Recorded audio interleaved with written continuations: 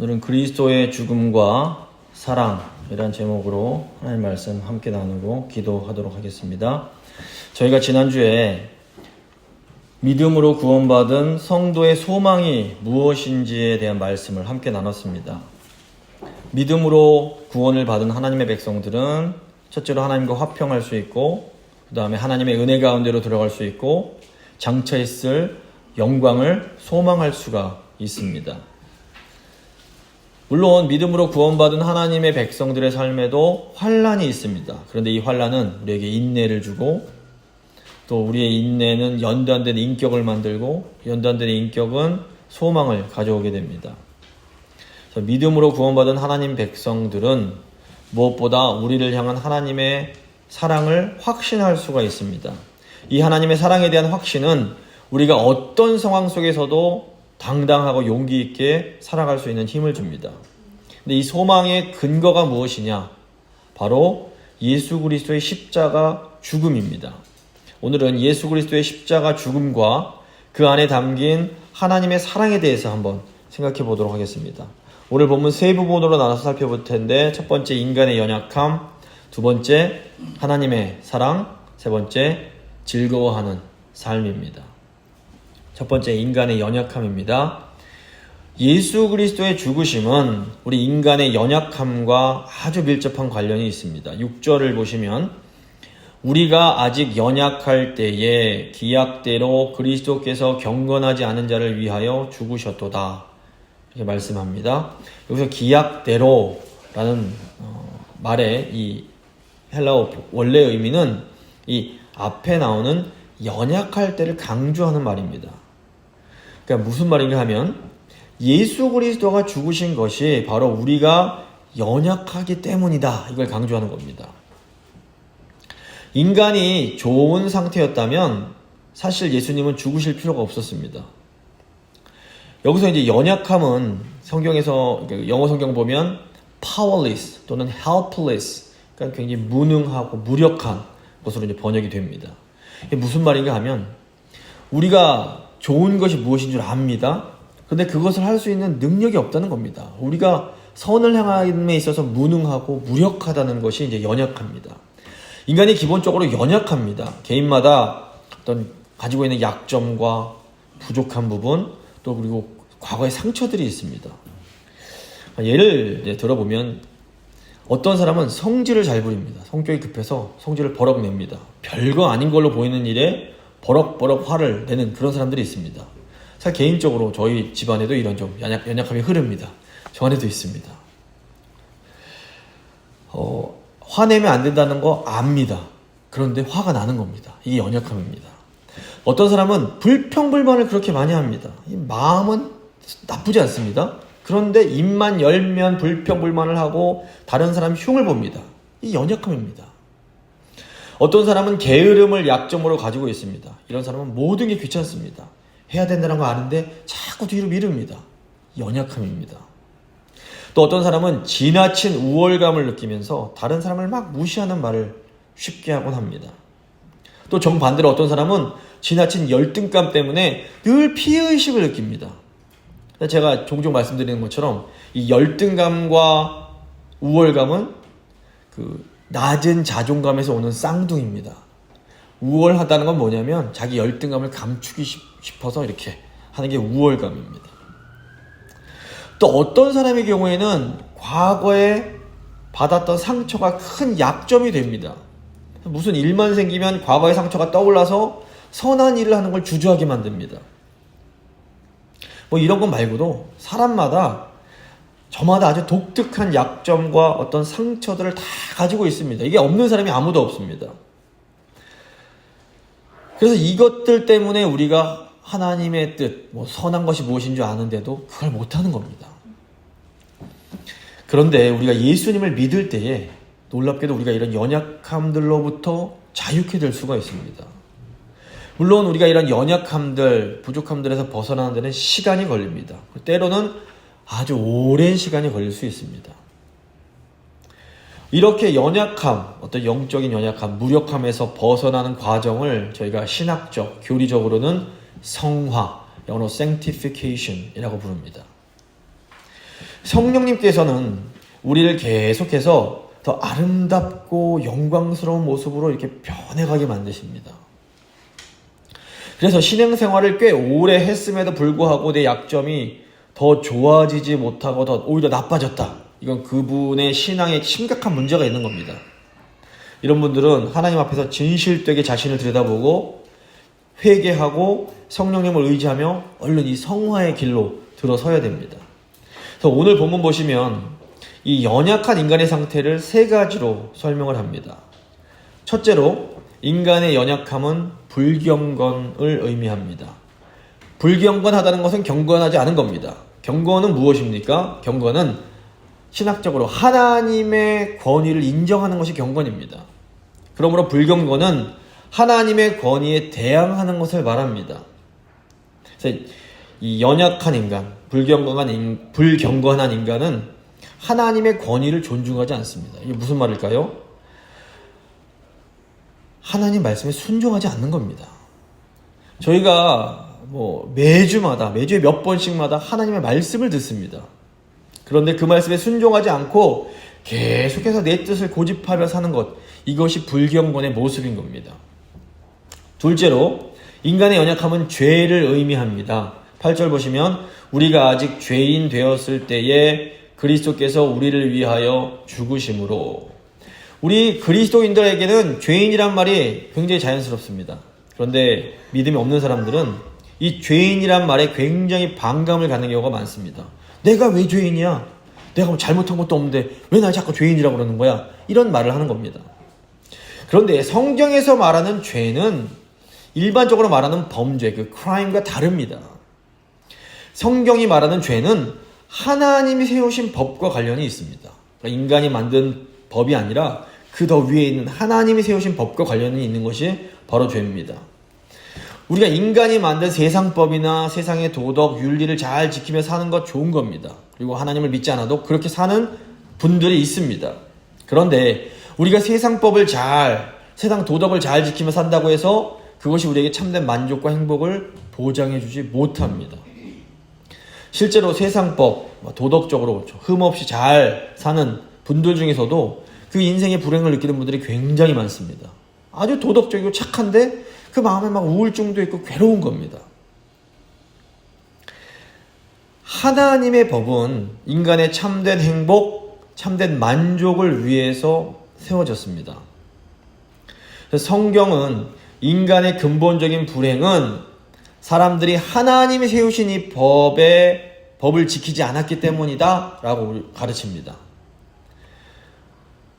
문제는 인간이 만든 세상의 법을 잘 지키며 사는 소위 착하고 멀쩡한 사람들도 이 하나님의 법은 지킬 수가 없다라는 겁니다. 로마서 3장 23절 보시면 모든 사람이 죄를 범하였음에 하나님의 영광에 이르지 못하더니, 죄는 하나님이 세우신 하나님의 그 법의 기준에 미치지 못하는 겁니다.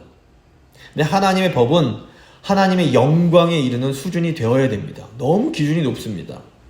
하나님 법에 따르면 형제에게 화를 내고 바보라고만 말해도 살인죄가 됩니다. 또 하나님의 법에 따르면 여자를 보고 음욕만 품어도 간음이 됩니다. 그래서 하나님 보시기에는 좀 세상적으로 착한 사람이나 세상적으로 좀 못되고 부족한 사람이나 다 똑같은 죄인에 불과한 겁니다.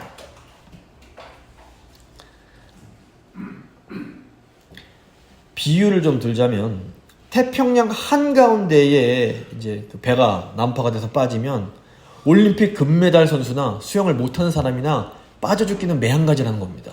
물론 올림픽 금메달 선수는 한 2마일, 3마일 수영하면서 살아남을 수 있을지 모릅니다. 하지만 태평양 한복판에서는 수영 좀 잘하는 것이 아무런 의미가 없다는 겁니다. 구조를 받지 못하면 다 죽게 됩니다. 우리도 마찬가지라는 겁니다. 조금 더 훌륭한 성품과 인격을 가진 사람이나 조금 좀 부족하고 못된 사람이나 하나님 보실 때 죄인으로서는 똑같다는 겁니다. 본래 이 하나님의 법은 인간의 행복과 번영을 위해서 주어진 겁니다. 그래서 인간이 하나님의 법을 지킬 때 참된 만족과 행복을 누리면서 살아갈 수가 있습니다. 그런데 인간은 불경건하기 때문에 하나님의 법을 지키려고 하지 않습니다. 나아가 안타깝게도 인간은 죄인이기에 하나님의 법을 지킬 수 있는 능력이 없는 겁니다. 셋째로 결과적으로 그래서 인간의 연약함은 하나님과 원수가 되게 만듭니다. 성경적으로 볼 때에는 이 세상에는 딱 두 종류 사람밖에 없습니다. 하나님께 속한 사람과 하나님을 대적하는 사람. 딱 두 종류입니다. 예수님을 믿음으로 하나님의 권위를 인정하면 하나님 편이 됩니다. 인간적으로 좀 부족함이 많고 흠이 많아도 하나님 권위 밑으로 머리 긁으면서 주님 제가 연약합니다. 딱 들어가면 하나님 백성이 되는 겁니다. 그런데 인간적으로 볼 때 아무리 훌륭하고 도덕적이고 정말 대단한 사람도 하나님의 권위를 인정하지 않으면 하나님의 편이 될 수 없습니다. 그래서 인간적으로 볼 때는 가장 고상하고 가장 착해 보이는 사람이 영적으로는 하나님의 원수일 때가 많습니다. 여기서 기억해야 될 게 뭘까요? 바로 우리가 하나님의 원수였다는 겁니다. 10절 보시면 곧 우리가 원수 되었을 때에 그의 아들의 죽으심으로 말미암아 하나님과 화목하게 되었은즉. 예수님께서 십자가에서 죽으신 것은 하나님과 원수 되었던 우리를 구원하시기 위해서였던 겁니다. 예수님께서 십자가에서 죽으심으로 불경건했던 우리가 경건해지게 되고, 예수님께서 십자가에서 죽으심으로 죄인이었던 우리가 의로워지고, 예수님께서 십자가에서 죽으심으로 원수였던 우리가 하나님과 화목하게 되었습니다. 그래서 예수님의 그 십자가 죽음이 우리에게 기쁜 소식, 복음이 되는 것입니다. 두 번째, 하나님의 사랑입니다. 예수 그리스도의 죽음은 하나님이 우리를 얼마나 사랑하시는지에 대한 그 하나님 사랑의 확실한 증거가 됩니다. 8절을 보시면 우리가 아직 죄인 되었을 때에 그리스도께서 우리를 위하여 죽으심으로 하나님께서 우리에 대한 자기의 사랑을 확증하셨느니라. 이제 헬라 원어를 보시면 그 확증하신다라는 이 말이 현재 시제이고, 그리스도께서 우리를 위해서 죽으셨다라는 것이 과거 시제입니다. 한글 번역을 보면 조금 이게 헷갈리게 되어 있는데, 시제를 좀 살려서 번역을 하면 우리가 아직 죄인 되었을 때에 그리스도께서 우리를 위해서 죽으셨습니다. 그래서 이걸 통해 하나님께서 우리에 대한 자기의 사랑을 확증하고 계십니다. 이런 의미입니다. 무슨 의미입니까? 예수님이 우리를 위해서 죽으신 것은 과거의 사건입니다. 한번 일어난 이 사건은 반복해서 일어날 수는 없습니다. 하지만 이 과거의 사건, 이 죽음이 우리에게 보여주는 사랑의 이 확신은 계속해서 일어날 수 있고 또 계속해서 일어나야 된다라는 겁니다. 구체적으로 좀 설명을 드리겠습니다. 자, 우리가 살다 보면 우리의 연약함이 또다시 계속 드러납니다. 이때마다 어떻게 된단 말인가 하면 우리가 이 하나님의 사랑에 대한 확신으로 돌아가야 된다라는 말입니다. 자, 내가 화를 내거나 또 불평불만을 하거나 또 게으름을 피우거나 잘난 척하는 실수를 자꾸 또 하게 됩니다. 이러면 또 죄책감이 막 우리에게 몰려듭니다. 내가 또 이렇게 하네. 우리 마음속에서 이런 정죄하는 소리가 들립니다. 네가 그러고도 목사냐? 네가 그러고도 장로냐? 네가 그러고도 권사냐? 네가 그러고도 그리스도인이냐? 이때 우리가 어떻게 해야 된다는 겁니까? 이때 우리가 이 사랑의 확신으로 돌아가는 겁니다. 우리가 이렇게 고백하는 겁니다. 그래, 맞아. 난 이 정도밖에 안 돼. 난 정말 형편없는 인간이야. 하지만 하나님께서 이런 나를 너무나 사랑하고 계셔. 예수 그리스도께서 이런 연약한 나를 구원하시기 위해서 십자가에서 죽으셨어. 우리가 연약함이 드러날 때마다 이 복음에 담긴 하나님의 사랑으로 돌아가야 되는 겁니다. 또 우리의 열등감이나 상처가 나타날 때에도 우리가 이 사랑의 확신으로 돌아갑니다. 열등감이나 상처 때문에 가족이나 교인이 너무 밉고 싫어서 도저히 용서가 되지 않을 때가 있습니다. 그러다 보면 또 양심의 갈등이 생깁니다. 내가 이 그리스도인인데, 예수 믿는 사람인데 이렇게 마음이 옹졸해서 되나? 이때도 우리가 이 사랑으로 돌아가는 겁니다. 그래, 맞아. 난 용서도 잘 못하고 다른 사람을 미워하고 불평불만만 하는 아주 형편없는 인간이야. 하지만 하나님이 이런 나를 너무나 사랑하셔. 이런 나를 위해서 예수님이 십자가에서 죽으셨어. 외치면서 하나님의 그 깊은 사랑 가운데로 다시 들어가야 되는 겁니다. 사실 우리는 우리 힘으로 절대로 누군가를 용서할 수 없습니다. 우리는 원수도 용서할 수 없고 가족도 용서할 수 없고 우리는 심지어 나 자신도 용서할 수가 없습니다. 하지만 우리가 먼저 하나님의 사랑을 충분히 받으면, 그 은혜를 충분히 받으면 우리가 그 사랑의 힘으로 용서할 수가 있게 되는 겁니다. 로마서 1장 16절 17절 유명한 말씀입니다. 내가 복음을 부끄러워하지 아니하노니 이 복음은 모든 믿는 자에게 구원을 주시는 하나님의 능력이 됨이라. 먼저는 유대인에게요 그리고 헬라인에게로다. 복음에는 하나님의 의가 나타나서 믿음으로 믿음에 이르게 하나니 기록된 바 오직 의인은 믿음으로 말미암아 살리라 함과 같으니. 무슨 말입니까? 연약함, 무력함의 해답은 복음, 우리의 능력이 되는 예수 그리스도의 복음이 있다는 겁니다. 예수님이 나를 위해서 죽으셨다는 이 복음에는 어마어마한 능력이 있습니다. 그래서 연약한 내 모습이 나올 때마다 내 힘으로 이걸 이기려고 하기보다 어떻게 해야 됩니까? 계속해서 이 십자가 복음에 담긴 하나님의 사랑으로 돌아가고 또 돌아가야 되는 겁니다. 나를 들여다보면 답이 없습니다.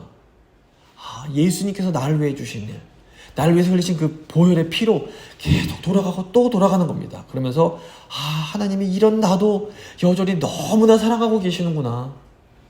이걸 자꾸 생각해야 되는 겁니다. 자, 이제 세 번째, 즐거워하는 삶입니다. 예수님의 죽음은 우리 삶에 놀라운 결과를 가져옵니다. 9절 10절입니다. 그러면 이제 우리가 그의 피로 말미암아 의롭다 하심을 받았으니 더욱 그로 말미암아 진노하심에서 구원을 받을 것이니 곧 우리가 원수 되었을 때 그의 아들의 죽으심으로 말미암아 하나님과 화목하게 되었은즉 화목하게 된 자로서는 더욱 그의 살아나심으로 말미암아 구원을 받을 것이니라. 지금 사도 바울이 예수님의 그 죽음이 가져오는 결과를 시간 순으로 설명을 합니다. 우선 예수 그리스도의 죽음은 이 과거적 차원의 의미가 있습니다. 9절 보시면 우리가 그의 피로 의롭다 하심을 받았습니다. 예수님의 보혈이 우리의 죄를 덮어주기 때문에 우리는 더 이상 죄인으로 정죄받는 것을 두려워하지 않게 된 겁니다. 죄를 집니다. 연약하기 때문에 죄를 지을 수 있습니다. 근데 정죄받지 않습니다. 또 10절 보시면 우리가 아들의 죽으심으로 하나님과 화목하게 되었습니다. 예수님의 죽으심으로 하나님과 원수됐던 우리가 이제 하나님과 화해했습니다. 이제 우리는 언제라도 하나님을 아버지라고 부르면서 하나님의 은혜 가운데로 들어갈 수가 있게 된 겁니다. 또 예수님의 죽음은 미래적 차원의 의미가 있습니다. 9절 보시면 예수님의 죽으심으로 우리가 장차 진노하심에서 구원을 받게 되는 겁니다. 예수님께서 우리를 위해서 죽으셨기에 장차 세상이 하나님의 그 진노의 심판을 받을 때에도 우리는 더 이상 심판받을 두려움을 갖지 않아도 되는 겁니다. 두려워하지 않으셔도 됩니다. 또 10절 보시면 예수님의 살아나심으로 우리가 구원을 받게 됩니다. 여기서 구원은 완전히 영화롭게 되는 것을 의미합니다. 우리가 하나님과 화목하게 됐기 때문에 장차 예수님처럼 그 영광의 부활을 소망할 수가 있는 겁니다. 지금 우리 모습이 전부가 아닙니다. 지금 우리의 부족함은 언젠가 완전히 사라집니다.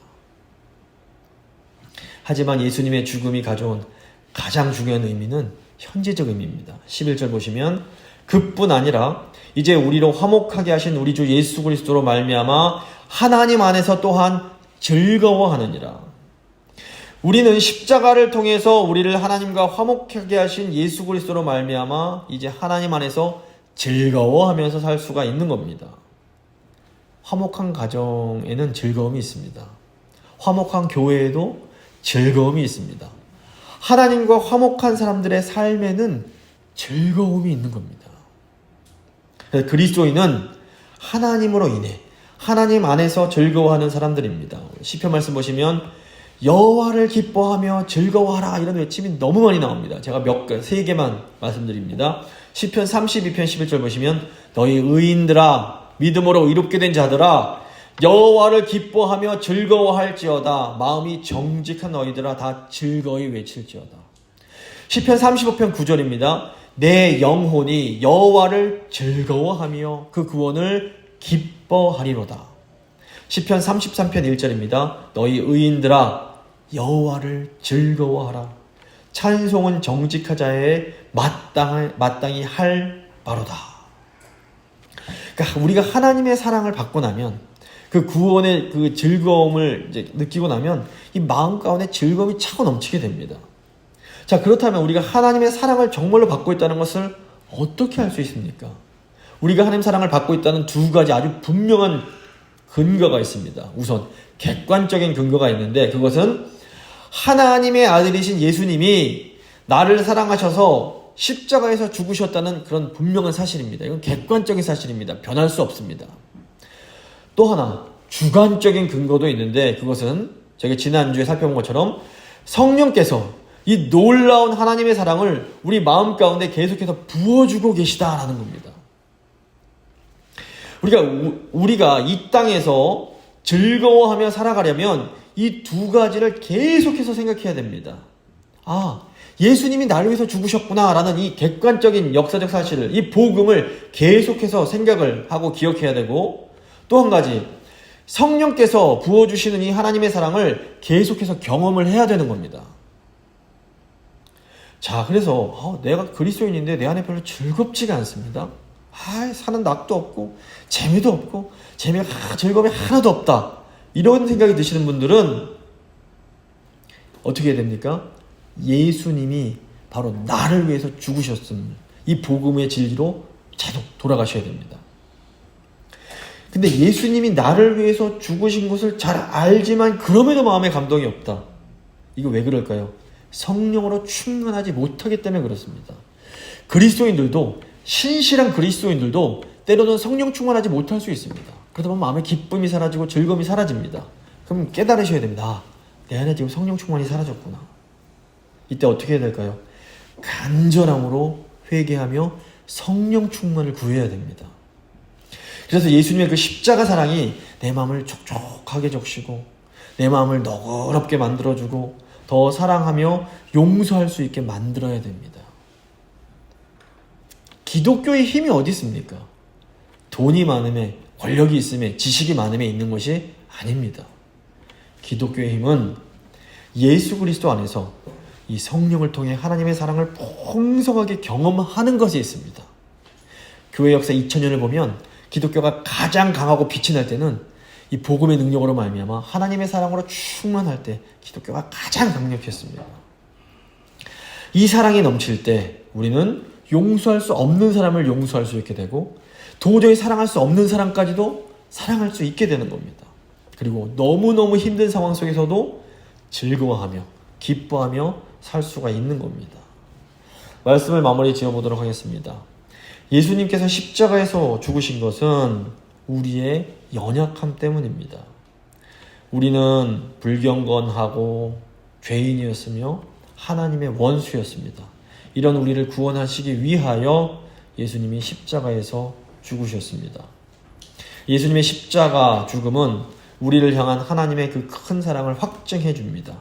그래서 우리 안에 못난 부분, 연약한 부분이 드러날 때마다 우리가 계속해서 예수님의 십자가 사랑으로 나아가야 됩니다. 예수님의 죽음은 우리가 이 땅에서부터 하나님 안에서 즐거워하고 기뻐하며 살 수 있는 힘을 줍니다. 여호와 하나님을 즐거워하고 기뻐하는 것, 이것이 우리의 진정한 능력이요 힘임을 늘 잊지 않으실 수 있기를 간절히 소망합니다. 시간 한번 기도하실 때 하나님, 저희가 복음 안에서 하나님 사랑으로 힘을 얻기 원합니다. 한번 간절히 기도하겠습니다.